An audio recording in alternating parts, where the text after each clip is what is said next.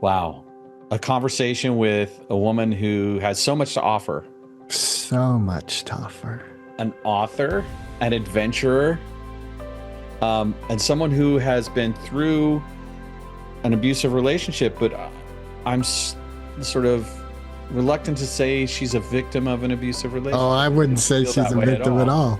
Right. But in a way, it is true in a sense. You could describe it that way, but the way she responded to in her life and the way that she lives her life now, she is not a victim.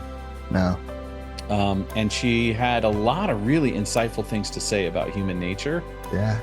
And she really opened up about some vulnerable things while we were talking. And it's super fun to hear her stories, to witness how at this stage in life where you and I are at, which is we're in our early 60s, you can still start a whole new chapter of amazing things to do. And God, I hate to sound like an AARP ad, but this is great. I really enjoyed her company, and her stories are fascinating. And we talk a lot about her books and about life. And you're in for a treat for sure. Yeah, this is a very humane sharing with a very human, compassionate person. Very human. And so subscribe. And she's in the middle of her book launch for 10 Little Rules for a Double-Butted Adventure. And if you want to find out what a double-butted adventure really is, then watch the podcast. And as you say, Greg, like, share, comment, go to our website and donate to Blast or to the Compton Cowboys. And, I hope you had a good Valentine's Day. Say something, no? 11. Bestuur zeker wegen them. Two outlaws on the lam, taking the back roads through America. You can't drink enough coffee for this show. And now it's time for Monday Madness with the Moped Outlaws, Greg and Mark. Welcome to another episode of the Moped Outlaws. Today, it is our distinct pleasure to have author Teri M. Brown with us to talk about, of course, all of the amazing books she's written, but also some of the things about life that come from sitting on a bicycle seat built for two. Exactly. Thank you so much for having me today. You know what I'm wondering is in all the material I read about you in this bicycle ride across the United States? Yes, 3,102 miles. And I can tell you where those 2 miles were. Okay, we'll get into that. And then I take it you walked back. But you never mention who occupied the second seat. Oh, I did. You must not. Either you didn't read the right stuff or I need to go back and look. So it was my husband. Okay. That's what I was wondering. My husband and I rode. So that's that. In fact, he was not the second seat. He was the front seat because my husband is the adventurer. He's the one that is a cyclist. He ran marathons. He did triathlons. He flew weird planes. He did all of those things. And I am not the adventurous. I'm the desk jockey.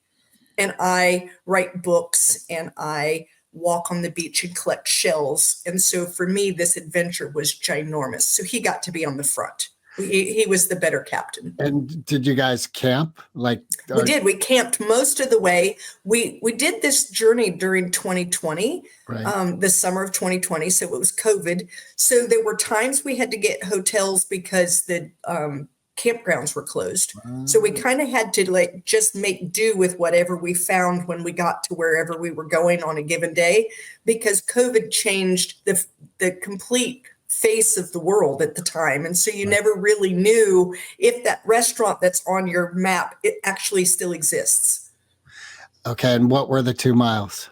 The 2 miles were the last 2 miles up over the Rockies. Wait, 2 miles? The last 2 miles over the Rockies. Oh, those the Rockies. Last 2 miles, as you're getting to the top, the grade changed from something that was rideable to something that was not.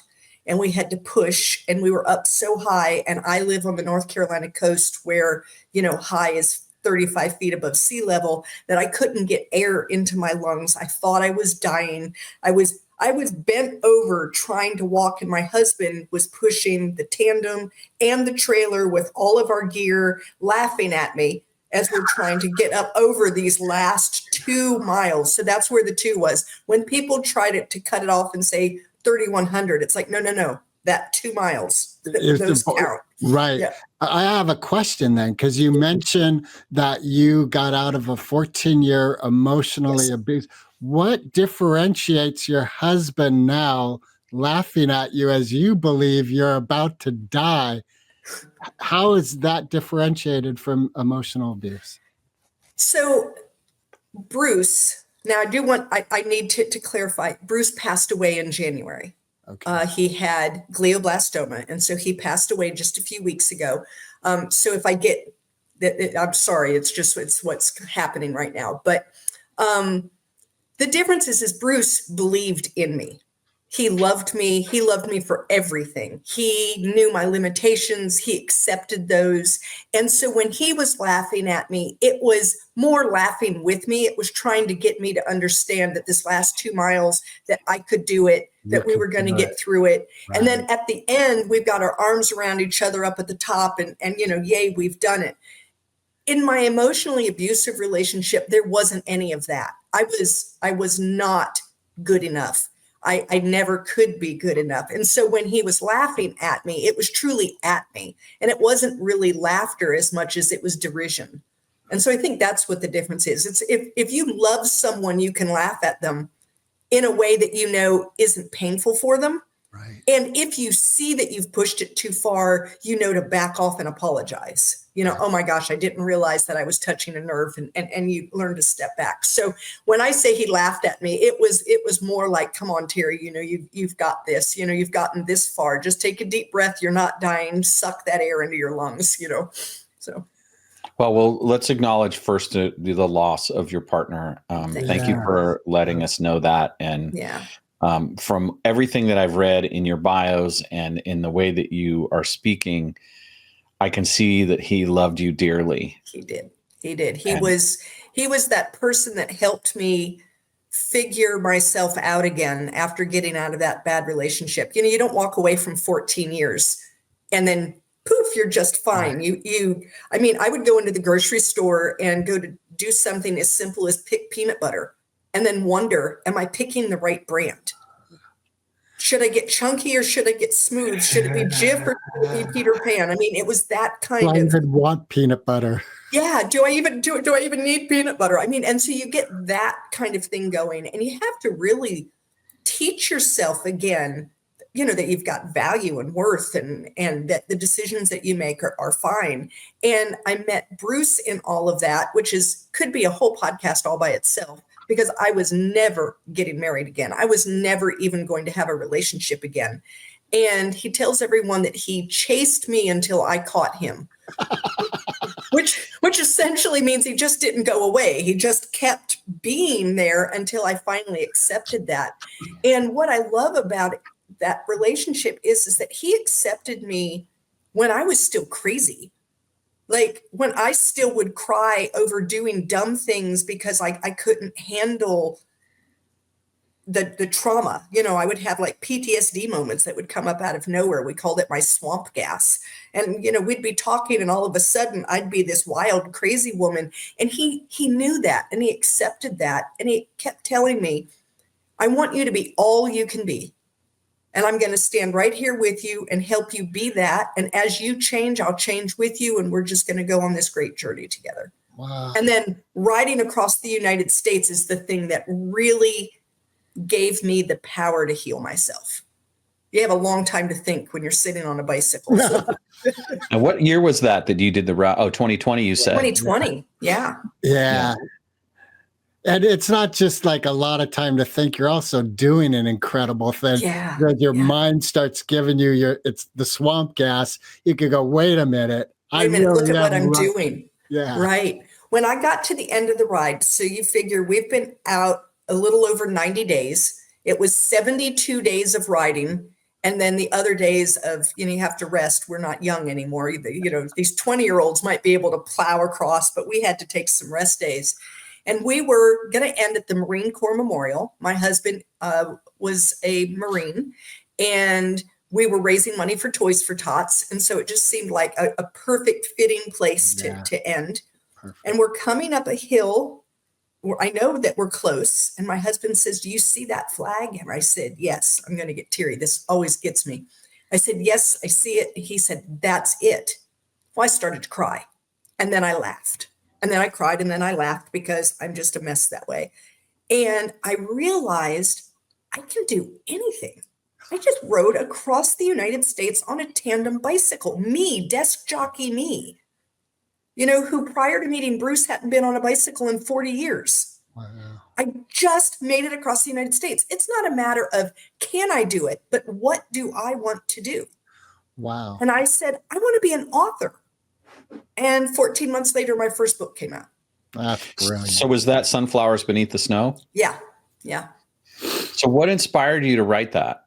Sunflowers Beneath the Snow. So I have a friend who really it's a friend of my daughter's who's Ukrainian.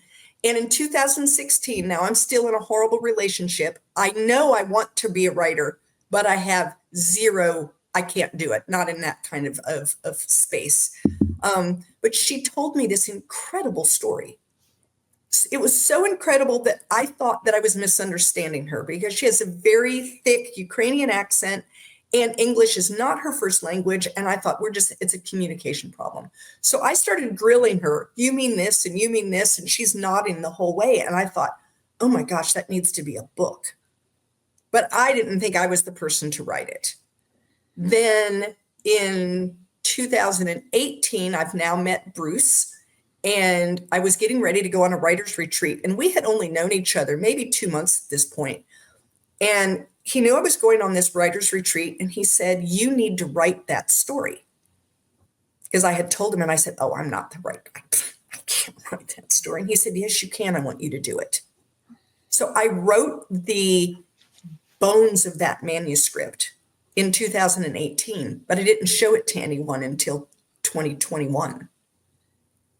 And so that's the one that I came back with. But that book, I tell everyone I wrote 82,000 words of fiction to tell 3 pages of truth. So the last 3 pages of the last chapter, not the epilogue, but the last chapter really happened. That was my friend's story. And then I just made things up to say how we could have ever arrived at that place. Wow. Now you called it in your bio historical fiction. What kind of research? It starts in the 1970s. I'm sorry. I was born before the 1970s. That means I'm historical. Oh, but anyway, go ahead. It's kind of an oxymoron, like jumbo shrimp or military intelligence, right? It's right. Historical fiction. Well, which is it? But what I mean to ask about is what was the process of the research of the historical context for you? So just to let everyone know, I love research. It's one of the reasons why I really enjoy historical fiction, because I get to marry research. I call myself a research junkie and use that hashtag. And then the writing, which I also love. And I get to do 2 things that I love and put them together and create something beautiful at the end. So that's fun for me. With the Ukraine story, with Sunflowers Beneath the Snow, the research was a little easier in some ways because I reached out onto message boards and talked with people who used to live in Soviet bloc countries. Not necessarily Ukraine, but I assumed that if you lived in a Soviet bloc country and it was one that had a good winter, that you would be able to give me some indication as to what was it like getting food and what was it like finding needed supplies and what was it like as your country broke away from the Soviet Union and went toward freedom. And so I talked with people who were from Ukraine, but also from various other Soviet bloc countries. And then, of course, I just did my very basic reading. I always start out with, like, what is Ukraine? How long has it been around? What is the basic history of this country? I think a lot of people in the United States think that this war that's going on now between Russia and Ukraine is like something new. And it's not. This has been going on, this type of thing has been going on along their borders for generations. And that was good information to really understand as I got started. How do you feel about the way it's going? And do you kind of have you got a sense of what you would prefer to see happen there? And what's the right side of that conflict? You know, it's such a hard thing to know, not being there and not seeing what I see. My gut, though, says that no country should be able to invade another country just because.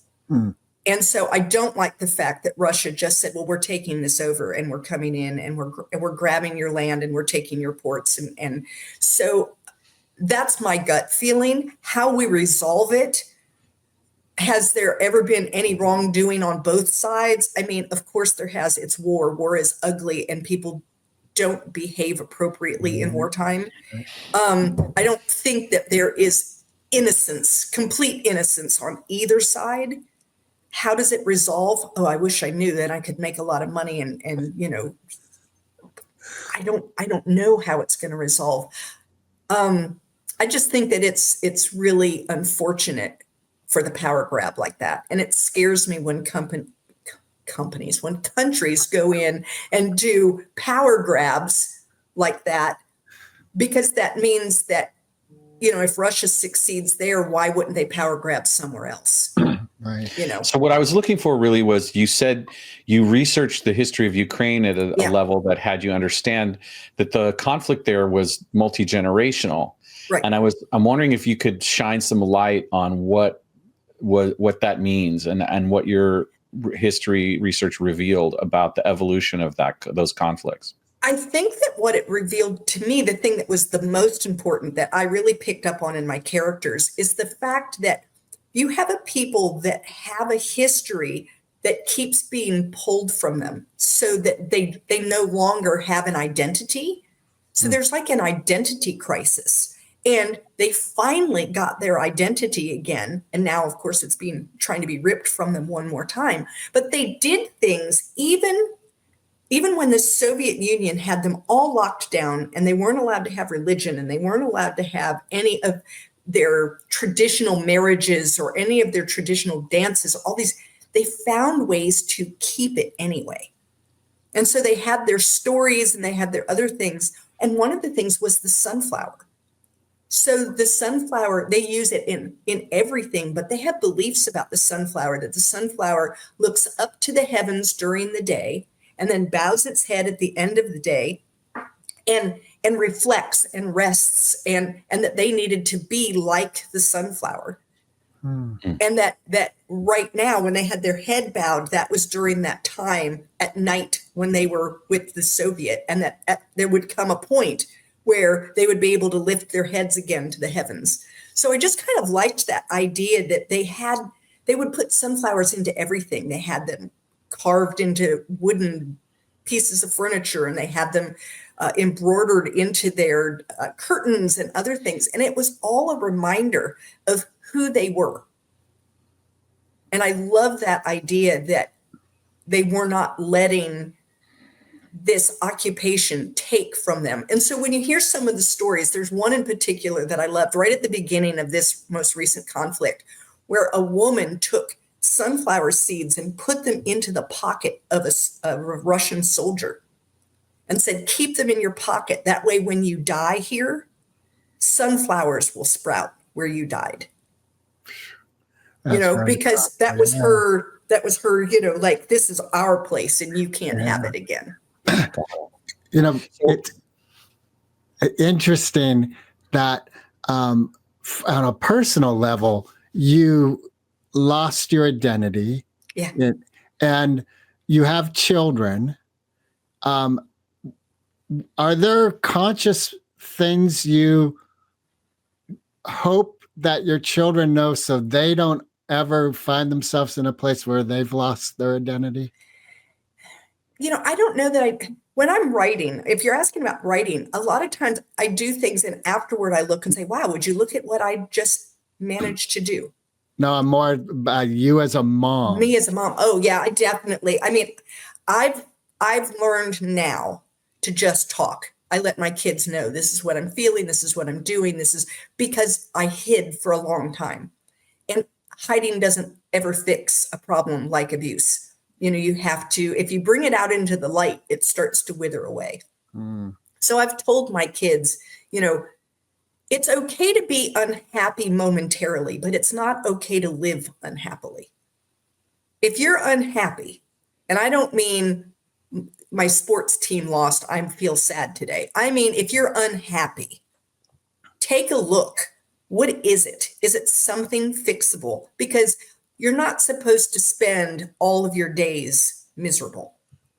Don't live in it. And the other thing is I've tried to be very supportive of my children so that they know they always have an ally. That's me. You find yourself in a bad situation, you're not alone. Call mom, because mom is gonna, I don't know what I can do, but I can do something. At the very least, you can come and stay in my guest bedroom until you get your life figured out. I mean, you don't have to do it alone. I'm right here. That's awesome. What was the journey of taking the final manuscript of your first book and creating relationships with publishers? What part was that like? So, yeah, that's hard. I ended up going with a hybrid publisher, and hybrid publishing kind of takes the best of the big publishing companies and the best of self-publishing and marries them together. So I still have a lot of control over my books. They get out faster. Like if you go with a traditional publisher, it could be 3, 4, 5 years from the point that they say yes until they actually get the book out there. And as someone who is now 61, I didn't want to wait 4, 5, 6 years for my first book to get out. I wanted it out there. I also, after being in an abusive relationship, did not want someone telling me what I had to do and couldn't do and must do. It was like, I'm not living in that. It feels very abusive to me. I'm just not going to be part of that. So I found Atmosphere Press, which has been an excellent hybrid publisher for me. But the worst part was when they gave me an editor. And I want you to know now, I love my editor. She did a fantastic job. She did nothing wrong. It was definitely a me thing. But you give this baby to this editor, and she gives it back to you, and it's like an English paper with red marks on it, and you just get this feeling. And so we had this about hour-long meeting after she was done editing, and she kind of went over verbally the things that she felt needed changing, or I needed more here or less there, da, da, da, da, da. And then she sent me a document that had all of that listed, from what we had talked about. Well, I went to bed after that meeting and I slept for 12 hours and woke up so despondent. I couldn't even look at the manuscript because what I heard was, your manuscript sucked, which is not what she was saying, but it was definitely what I was hearing. And so I went first through, I was depressed. Then I was angry. This editor doesn't know anything about my book or my writing, or, I got that kind of feel. Then I just took like one of her suggestions and I thought about it. And it was, that actually makes a lot of sense and really would make this book better. And then I took the next one and I found that 95% of what she said, I really could get on board with. And what's great with being with a hybrid publisher is that other 5%, I just told her, I don't think you're right here. In order for this book to stay me, I need this. And I loved that ability. I tell authors, if you look at your editor and you refuse to do anything, then there's a problem with you. You need to take a good deep look at yourself. I think that you should listen to somewhere between 85 and 95% of what your editor says. They're an editor for a reason. They know what they're talking about. But it is perfectly okay for you to retain author rights and say, no, I know you don't like this scene, but it is integral. I need it. It's going to stay. So did you go from just cold calling publishers, or did you have an agent? Someone helped you? I did not get an agent. I tried to get an agent. Getting an agent is a crapshoot. And then once you get the agent, then it's a crapshoot if the agent finds a publisher. It is it is a dog eat dog world out there when it comes to the traditional way of publishing. And I didn't have the time or the inclination to deal with that. Like I said, it felt very abusive to me. I know that they're not, but that's coming from where I was. That's the way it felt. It was happenstance if you found the right people. And were you lucky enough to be in the right place at the right time? My luck has never been one of my greatest things. And I thought, well, I'm just not playing this game. I happened onto Atmosphere Press. I think I found them on a Facebook ad in the middle of the night, one of my doom scrolling. And I ignored it. And then it came up again because I had looked at it. And then it came up again and again. And I finally thought, okay, well, I'm just going to reach out. And I got this call. And they had asked for my manuscript. And so I sent it to them. And I should have never sent it. It was in horrible shape, but I didn't know that. I mean, I thought it was, ready to go. And they're talking to me and they're giving me all of this information and I'm listening, yada, yada, yada. I think that we're just on an informational call. And then they said, do you have any questions? And I said, well, yeah, now that you have the manuscript, and how long before I would know whether or not you feel that this is a good fit for you? And he said, oh, you must have misunderstood the call. This is a good fit. We're sending you a contract as soon as this phone call's over. And I went, and now I don't hear anything. We talked another 5 minutes. I have no idea what was said. I ran up to my husband who was up in his upstairs office, and I'm trying to mime to him, and I'm like doing things and he's looking at me and I'm trying, it's like, and I finally wrote on a piece of paper, book contract, ! And he looked at me and he's going, being real quiet. And I'm like, yeah. So it was really crazy because that's not what I expected. But the editor that I had took my mess of a manuscript and took it to something that was now publishable. I think a lot of people think that editors actually rewrite, and they do not. They do things like circle something and say, what's this? Yeah. Or they put an arrow and they say, need more. It's that kind of thing. So I had to go back and do quite a bit of writing and flesh out this book and turn it into what it is. And it ended up winning several awards. So I was really excited with that. Yeah. That's great that you found a publishing company that's in tandem with you to support you to put out the best work possible. Yeah. Yeah. And there are a lot of people who don't like hybrid presses. And I do have to say you have to be careful because a lot of people call themselves a hybrid press. And what they really are is a vanity press. And vanity presses will publish anybody. They'll publish anything. It doesn't matter if it's good or bad. They say they give you an editor, but there's really no developmental editing happening at all. They charge you a lot of money. And now you have a published book, but is it really something that you should show to anyone? So you have to be real careful. The distribution and marketing process that you learned about with that first book. And then did it get better as you moved into Daughters of Green Mountain Gap and the 10 Little Rules for a Double-Butted Adventure? Yeah. So when I published Sunflowers Beneath the Snow, I was the most naive first-time author you have ever met in your life. I opened up my computer on the day that the book came out to Amazon and waited to see the sales come in. There are millions of books on Amazon, and the likelihood that someone's going to accidentally come across mine when Teri did zero pre-launch marketing and didn't even have a web page is pretty slim. And I learned that very quickly. And it had been about maybe 2 weeks when I realized I've got to get things going. And I started taking some marketing classes and listening to some podcasts on book marketing and taking copious notes and just kind of like making a list of these are the kinds of things I need to do. Where should I start? Start right here. I can do this in a day. Let's get that done. And now I'm going to get this done. And so the first book, I mean, I think as a first book launch, it was not bad. I got, over 200 reviews on Amazon eventually.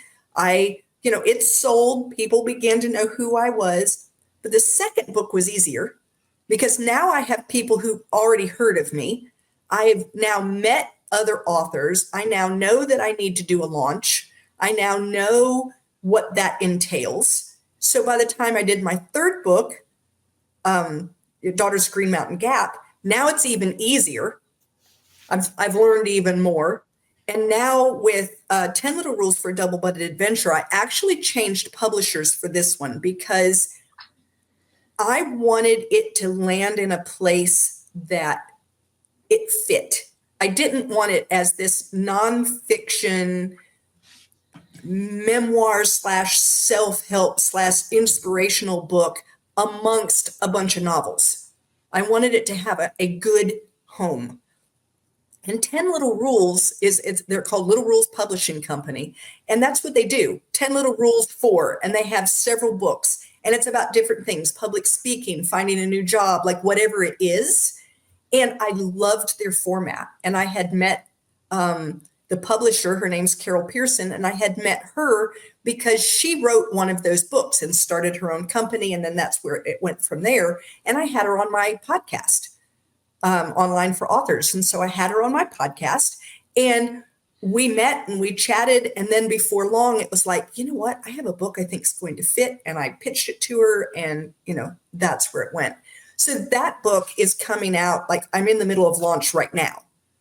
And finding people who are willing to read and review, finding people who want me on a podcast, finding people who are willing to do an author interview, a written author interview, but it's so much easier. I now have people in my pocket. I just reach out to the people who helped me before first. And then I can focus on finding new people to bring in. So for instance, when my next book comes out, I'll be reaching out to the both of you again because you've said yes to me once. And so it gets easier and easier. It's like when you push a car out of sand. When you first get started, you're pushing and pushing and pushing and pushing. And finally the tires start to grab. And now as long as it keeps moving, it keeps moving. Right. Don't stop. But and that's the way it is with marketing. That's how it's going for us in our 5th season of podcasting. Yeah. Getting that traction's been kind of tricky. Yeah. So in the second book, Enemy Like Me, the implication of that title is there's some kind of self-reflection in there. Yeah. And I'm wondering if you want to share a little bit about what that self-reflection was and how it influenced your growth as an author. So in the book, what we have is a German American. His mother and father were from Germany. He was born in the United States. He goes and fights in World War II. He thinks he's going to fight the Japanese. He ends up in Germany. And he realizes he's more like the enemy than he is different from the enemy. That's kind of the thrust of this book that came about because my grandfather fought in World War II. We're of German descent. And despite having been in the United States for almost 2 centuries at that point, he told me, I was a teenager, and he said, I always wondered if the person on the other side of my gun was a cousin. Wow. And that definitely stayed with me. And so I thought, I'm going to write his story, but not his. Right. And so I took, instead of someone who was generations into being an American, I made it a first generation because it's more poignant and you can really feel it then, right? But yeah, don't we all do that where we realize that we're the enemy sometimes or that we're more like someone than we are different from them? I actually did a TEDx talk, and that was my TEDx talk idea at the end was pretty much get to know people that you think are your enemies because you're going to find you have more in common with them than you think. I think Mark and I are students of this book called A Course in Miracles. Okay. And I think ultimately it says we are creating our enemies. Yeah. They're our creation. And if we get to the heart of that, we can then untie that knot we've got. Exactly. One of the things that I say all the time is look at someone who you have labeled as an other. Someone not you, someone not in your group, an other. Right. What makes them other? Right? Now, go meet someone in that other group and talk to them and ask them questions and get to know them. and then meet another person in that other group. And before long, they don't feel like others anymore. Right. You know, you can dislike someone for no reason, right? You can then meet someone in that group and say, well, they're the exception to the rule. But if you've met 5 exceptions, 10 exceptions, 15 exceptions, you're going to have to change your rule. Yeah. And what I'm reminded of is earlier in our conversation, you mentioned how your husband would, if he did happen to step on your toes, he quickly would apologize. Right. And that's part of, like, I have an ex. And right now in my life, for me, it's best to just have a lot of distance and space. Right. And Right. my mind can grapple with, well, am I othering her? It's like, no, for right now. Yes. And I think you have to understand that. You have to also understand yourself. You know, like, can I do this right now? And if the answer is no, then it's probably better to stay away, because it's going to come across as not truthful, like Performative. Yeah, I think people feel it when you're not being honest. If you're just walking up to someone and saying, okay, today I'm no longer going to be whatever, racist or whatever. I'm now going to meet 7 people that fit on this list. They'll feel that. That's not genuine. But if you can do something in a genuine manner, if you can honestly say, okay, I'm going to let these barriers go down, and I'm going to walk up to someone that sits in my other list, and I'm going to listen. I just want to hear what are their experiences? Do we have anything in common? And if you can focus on those things that make us the same, you know, the 3 of us, we've never met, and we've now spent, you know, a little bit of time together, and immediately there are things that no longer matter to me. You know, I don't care what your religion is. I don't care what your political affiliation is. I don't care what your sexual preferences are. None of those things matter to me. I've gotten to know you, and I like you. I think we could go and sit down and have coffee and bagels together, and I'd be fine. Yeah. Right. And that's what we need to do, is focus on the things, you know, like, can we find commonalities? Because once you do, the differences, yeah, they exist, but who cares? I mean, do you not have friends that are different from you? Absolutely. Yeah. Right. Oh, yeah. And it doesn't matter, because you're friends.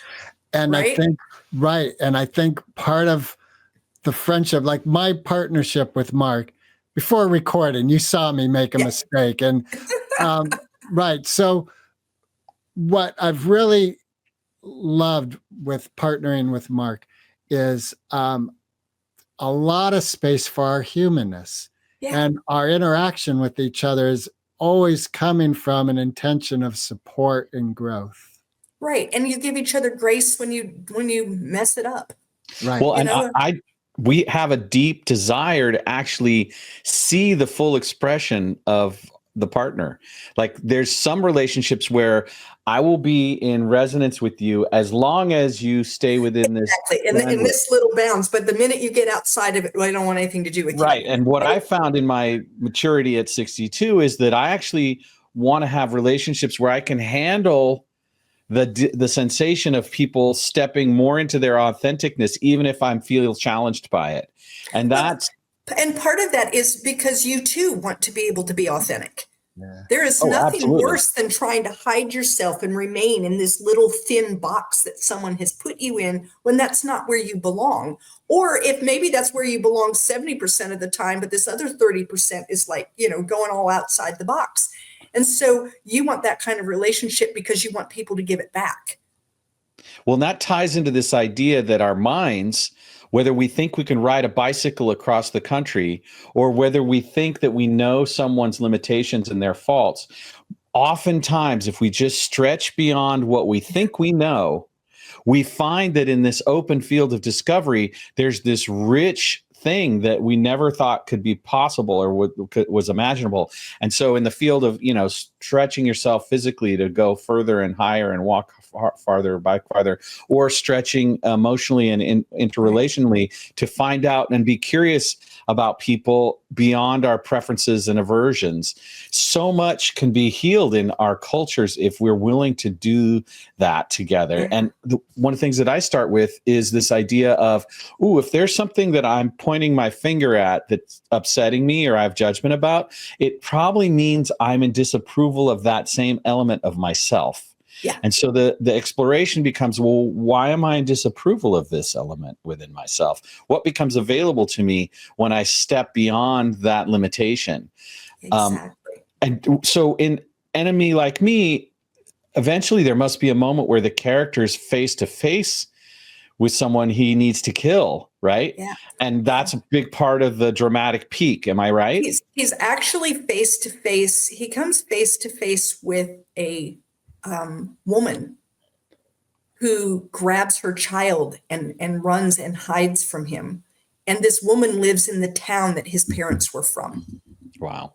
And he just recognizes, like, oh my, and then violently throws up because he realizes that she's afraid of him in the same way that he's afraid of the guns and and that she doesn't know that he can speak her language fluently and that he eats the same foods in his own home and all of those things. But because of his uniform, he's this person. And so, yeah, that's kind of like, that's when he realizes, like, he begins to wonder, is he a monster? Right. She sees him as a monster, and is he one? And then he has to kind of reconcile all of the stuff that happens when you go to war, which is an ugly thing. My husband is a 25-year military veteran, and he, there's, I'm not against the military, and I understand why wars happen. I just know that they're not pretty. Yeah. Yeah. Yeah. So moving into the understanding of Daughters of the Green Mountain Gap, it sounds like you touched into some of your own personal histories there. I'm wondering if you could tell us a little bit about what inspired that book and how you relate to that cultural frame of reference. So the how I came to that is just a funny story. I had a wart. Okay, I had a wart on my thumb. I know it's stupid, right? But when I was at a regular health visit, I mean, just with my primary care, just there for them to weigh me and tell me I'm heavy and all the things that they do, and I love your blood pressure, etc. I said, hey, while I'm in here, I have a wart on my thumb. Can we just freeze that off?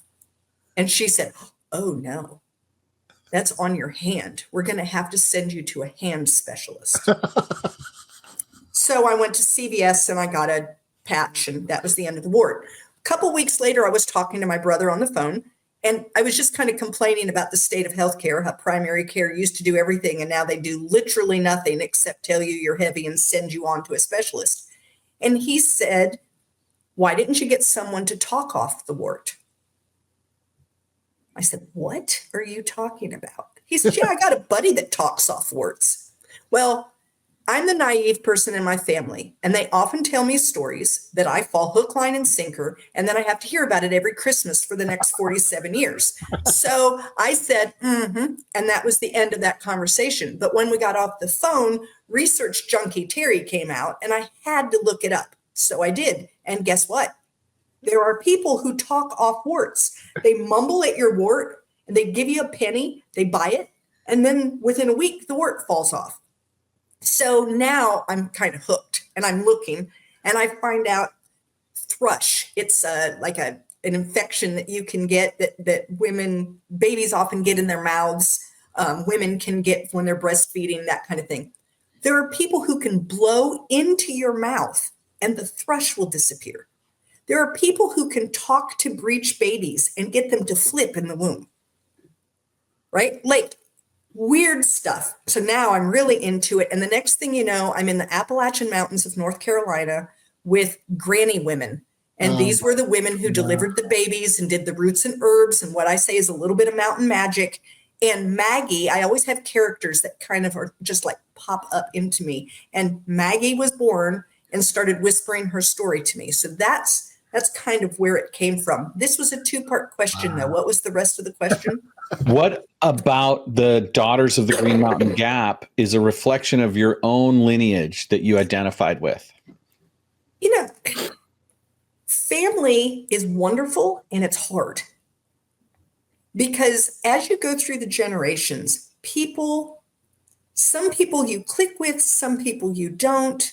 you look at the older generations and you think, oh my gosh, if they don't get with the times, they look at you like, and this has just been true. This always goes on. And so I kind of pulled that idea of how do you explain like change, big change. And so I picked 1890s in the North Carolina mountains because at this point, we now understand germ theory. They're starting to have actual physicians and nurses and people who've gone to school who are butting up against these people who've been doing it their whole life with what they had available, roots and herbs and a little bit of magic, right? This is what they've always had. I currently live in a community that I hear this a lot. We've always done it this way. And it grates on all of my nerves when I hear that. Like, I want to reach out and give them a shake and say, well, if you always did it this way, you still wouldn't have fire. Right? I mean, we're where we are now because someone changed something somewhere. Right. And now we all believe, people in general tend to believe that whatever they're living at the moment is the way. Yeah. A new change comes in and everybody freaks out and falls apart, doesn't want it, doesn't want it, doesn't want it. Then you finally get the change. Now it's here to stay. And you take everything you used to know and you throw it away like it's absolutely no good. And I think that there's a nice middle ground that we eventually come back to. For instance, take it completely out of medical and think about the way we consume music, right? We had LPs, throw those away. We got our vinyl, throw it out. We got the 8-track, we're going to throw it out. We got the cassettes, we're going to throw it out. We got the CDs, we're going to throw those out. We've got the streaming. Right now, everyone's streaming, except what's happening? Vinyl's coming back. Why is vinyl coming back? It's coming back because it has a different way to experience the music. It's different than listening to the streaming of it. And people realize they miss that. Same thing with books, ebooks, and will people... are paper books going to go away? No, they're not going to go away. And I think that's one of the things that I wanted people to kind of explore is this idea that herbal medicine and modern medicine don't have to be exclusive of one another. I think there's a place for both of them. I am a firm believer in modern medicine. My husband got to live 31 months after his glioblastoma diagnosis because of modern medicine. Right. And I was able to make his life easier to handle because of a lot of non-traditional type, we didn't use a lot of medicines, but non-traditional therapies that helped him, like aromatherapy, to help with some of the anxieties and other things, to do things to help settle stomachs, things that he needed. And so I think there's such a nice blend. Yeah, it seems like there's wisdom is wisdom. Yeah. And there is wisdom in Western medicine, and there's a lot of wisdom in all other medicines as well. Right. And I love the fact, if you look now, I mean, for a while, we threw out this idea of the Eastern med or the herbal type stuff. We threw that out the window. Then it started coming back and it was very fringy and people looked at it like, these people are nuts that are over there, eating their berries and twigs. It's finally coming mainstream again. And what we're finding is what it took over 100 years, but we're finally starting to say, okay, there were some really good things that were going on during that period of time. Not everything. I don't want to go back to bloodletting for diabetes. I mean, I'm not talking about going backward, but there are things in the granny woman era. They worked really hard at keeping people healthy and not waiting until they were sick. Yes. Right. Right. And once they're sick, I really love modern meds. I mean, once you're sick, you need some help getting that taken care of. But I think a lot of the more traditional ideas kept you from getting to the sick place. Well, and coming back to our mind in the creation of reality, in essence, Right. I've heard from a couple nurses that intuition is a big part of their ability to be a very proficient and better than Yes. proficient RN. And so there's these ethereal elements that can't be Exactly. data driven. And that's hard when you go into a hospital and they come in and they have 18 things they're going to do to you because of protocol. Right. Right. And one of the things I said about my husband over and over, he'd have to go into the hospital for something and they would come in and I'd say, what is that? And they would tell me, and I'd say, why are we doing that? And they'd say, it's protocol. And my answer was always, we do not protocol my husband. Perfect. I love that. It's so wonderful that it's so interesting to me because at the beginning of your relationship, he was in a place to really be a strong ally for you. And then at the end, it sounds like it turned, and then I was able to be one for him. But I think that is the truth of a good relationship. Yeah. That you are for the other person what they need to be at the time. And if that means that you're the giver, you're the giver. And if you're the taker, then you're the taker. And it means each allows the other to do that. Like if your husband had been like, no, I'm not, Yeah. No, he appreciated the fact that I could be the voice that he couldn't be at the time. Yeah.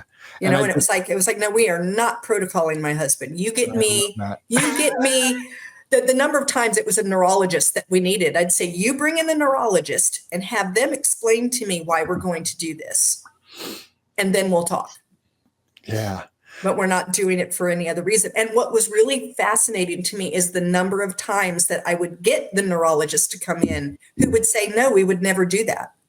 And I'd say, well, then why is this protocol? Why is this what they're planning to do when you walk through the doors of the ER? Yeah. So. Yeah. Are you a Monty Python fan? I actually, in high school, saw it a few times. That's been so long ago, I couldn't even recall anything about it. Isn't that terrible? I probably should go and watch it again. No, it's not terrible. But they have this movie. I'm judging you right now. You are? Is it a judgment? Okay. Oh, this podcast is over. I'm feeling it. Yes. But they have one of their movies was The Meaning of Life. And there's this great sequence I love with a birth sequence, and the doctors are so happy with their machine that goes ping. And it was just speaking to that. It's like there was so much more emphasis on the machinery, on the machine than what was actually going on. Right. I know. Right. Well, speaking of someone who has understood the balance between Western medicine and what we'll call folk remedy, over the last 3 weeks, I've had an intimate relationship with these two things. And I've been someone who's a lifelong aversion to sauerkraut. And in the last couple of days, I've begun a new relationship with sauerkraut. And I hope that it helps me because, damn, it's no fun. No. If only apple pie had the same remedy. Well, I feel that way about ice cream. It's like, why is ice cream never the answer? Right? Why is it always something like apple cider vinegar or sauerkraut? Unless you get your tonsils out. If you get your tonsils out. Right. That's the one time but then it's better if it's sherbet. Yeah, see, then they don't even want you to have ice cream. They want you to have non-milk products because the milk will cause too much phlegm, et cetera. And they don't want that because they don't want you coughing. So no, it's never ice cream. Oh my gosh. That's very sad to me.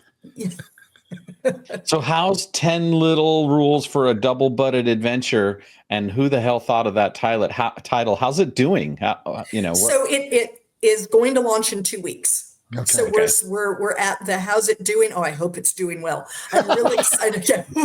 I'm really excited about it. The title is funny. It has two meanings, and I didn't mean for it to have two meanings. I'm the one that came up with us going on a double-butted adventure. 2 seats, 1 bike, 2 butts, 1 bike, 1 adventure. Here we go. So I told my husband about it.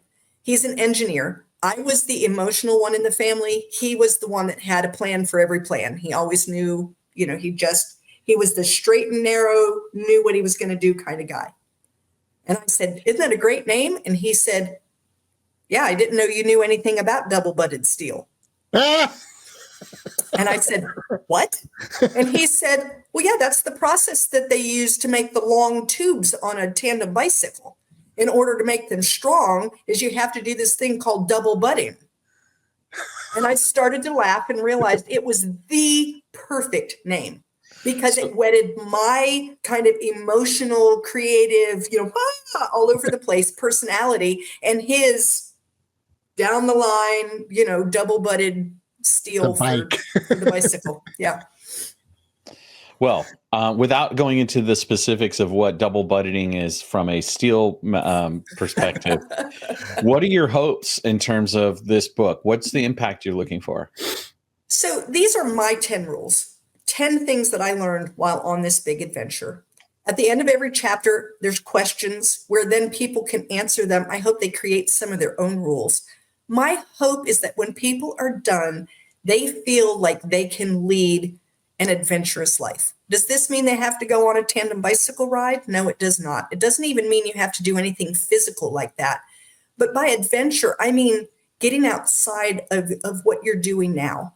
Or have you come to a turning point in your life? Do you need to change jobs? But you're kind of afraid to make the leap. Are you thinking about getting into or out of a relationship? Have you found yourself at that empty nest point and you realize that you've got a lot of extra time and you don't know what to do with it anymore? Like I didn't even know I was allowed to have hobbies, like that feeling. Whatever that is, I hope that these rules give people that feeling that they can succeed at that what you have inside of you is sufficient to get you through to the next phase of your life. All you have to do is recognize it's there, believe in it, and then just kind of tap into it and go. And that's what I'm hoping that these rules will do for people. Saturday Night Live celebrating its 50th year this year, and I started watching the documentary. And what I found fascinating is almost all the cast members, there's this thing of the first 3 to 4 years, you're going to suck. Yeah. And then suddenly you find your legs. And so another cast member said, like, everyone's an expert. You just got to find out how you play on the team, how you're. Exactly. And it takes a long time. It does take a lot of time. I said that about my writing. Like, I have a manuscript, the very first one that I wrote right after I got out of that horrible relationship. It's terrible. It's horrible. It'll never see the light of day. I don't even think there's enough editing that can be done to make it okay. But what did it teach me? It taught me I had 50,000 words in me. It taught me that I knew how a story went. It had a beginning, a middle, and an end. It had characters. They did things. They grew, right? Like, it had the right elements. It was just not well executed. But I want you to think about Van Gogh. The very first time he picked up a paintbrush, do you think that what he put down on that paper looked good? I doubt it. Right. He's still trying to figure out, like, how does this brush and this paint work together to make what I want to have happen up here? And it's the same thing with writing. It's the same thing with riding a bicycle across the United States. It's the same thing with anything that you go to do. That first attempt isn't going to be pretty, but do you want it? And do you want it enough to keep working at it and to go through the hurdles and past the roadblocks and all of the things so that you come out the other side doing that thing? Yeah, that kind of gives me I don't know if this is true, you can let me know, but it seems like there might be a silver lining in the first marriage, that because of that, you were able in your second marriage to really partner up. I think, you'd like to believe it would be easy to say, oh, that was a horrible marriage. There was nothing good in it. I wish it had never happened. And there are parts of the marriage I wish hadn't happened. Like being in an abusive relationship is horrible, and I wouldn't wish that on anyone. And yet, I couldn't be who I am today if I hadn't experienced that. Right. Because I had to learn to grow through it. Right. I had to learn how to deal with it. I had to figure out who I was after it. I had to learn to be who I am today despite it. Right. And I think that's true of whatever adversities we go through. Yeah. Again, you don't learn things when life is good. Yeah. I just, Cat Williams was just on a Theo Vaughn. I don't know if you know those two people, but Cat was saying everything that challenged you and you experienced that was horrible, and you still having the ability to persevere and create. That's the hero's journey. It is. It is. That's the thing, you know, coasting downhill is awesome.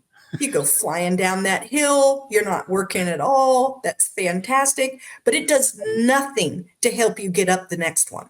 Yeah. Right? The only thing that gets you up the next one is work and sweat and all of those things. And it's lovely when you can coast, but that's not when you're learning. That's kind of when you're taking that deep breath after all the learning you've done.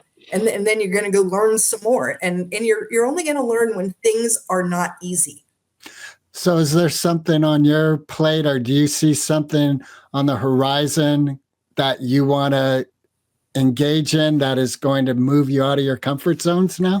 Well, what's moving me out of my comfort zone at the moment is, my husband passed away. And so now I feel like I'm starting over again when I had no intention of ever. When I married Bruce, that was it, right? I found my person. Life is good. We go on this adventure. Everything's fabulous. He gets diagnosed with brain cancer. Life is not as good. Then he passes away. And now I'm 61 years old and starting over again. And it's like, wow. So that for me, I think is like the biggest challenge. And then figuring out how to be me without his support standing there is difficult. And then the last maybe 2 months before he passed, I've not really been able to write. I know what it is. My mind is too occupied. I have too many things going on. I can't find the creative right now because I'm busy with lists. I keep lists, and it's the thing that just keeps me moving forward every day. Do the things on the list and you can count it as a good day. So I think for me, my big challenge is going to be figuring out what my new normal looks like, and then being able to tap back into that creativity, because I have ideas for things that I had before that I know I want to do. And I got very fearful right after he died. One of the first things I said to my daughter was, what if I can never write again? And she was like, Mom, you can write. And it was like, no, and so it's like the intellectual part of me knows I can write again. The emotional part of me is a little worried that maybe I won't be able to write again. So have you consciously given yourself space and permission to grieve? I am, but in little doses. You figure it's only been 3 weeks. And so it's still very raw. And when I do grieve, it's a little scary to me. I mean, grief is big and it comes out large and loud.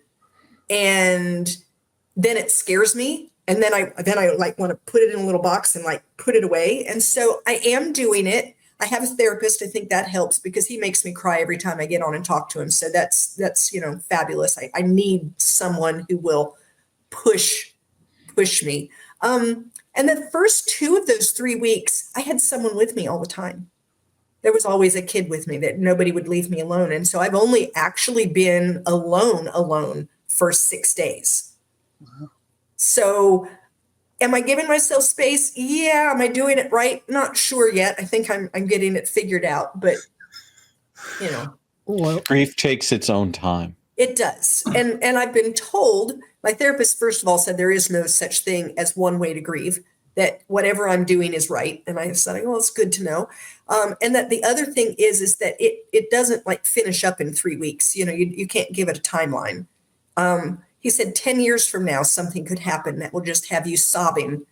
And that's okay, because that was just an area that for some reason, maybe you hadn't explored or was extra tender or whatever. Or like my youngest sister lost her son. And I remember saying to me, this was a wound that wouldn't heal.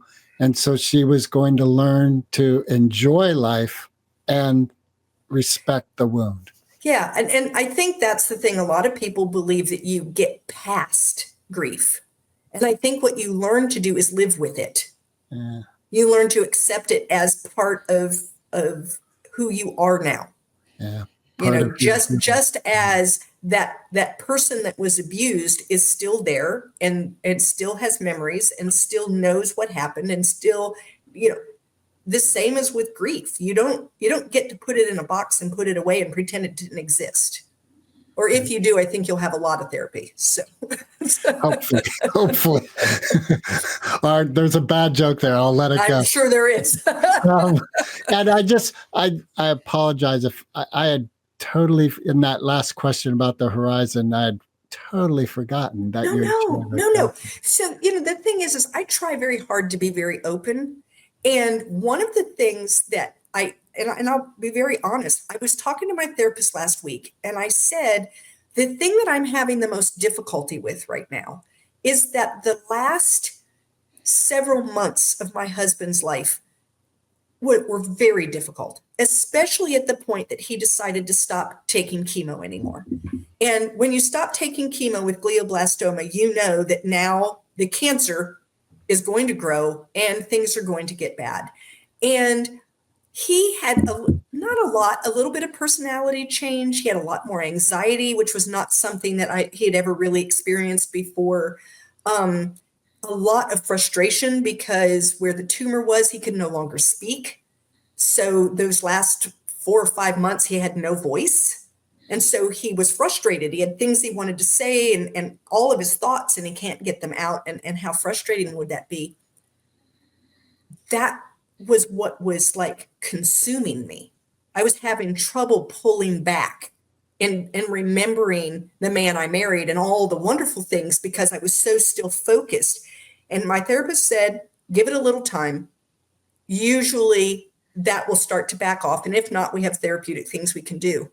And then I had my first podcast since his death that I got to talk about this book, and then another. And then I've had 3 more, and now today's. And in all of that, what do I get to do? I get to talk about my husband and the good things and the fun that we had and the great times. And all of those memories are coming back. And those last weeks, they haven't disappeared, but they're no longer necessarily the first thing I think about when I think about my husband. And so, you asking questions like that, I don't mind because it allows me to really explore and I'm still in a growth place. And, if I didn't want to talk about this, I shouldn't be on a podcast because this is a podcast about me and my husband has passed. And so we're going to touch things that are going to hurt. Right.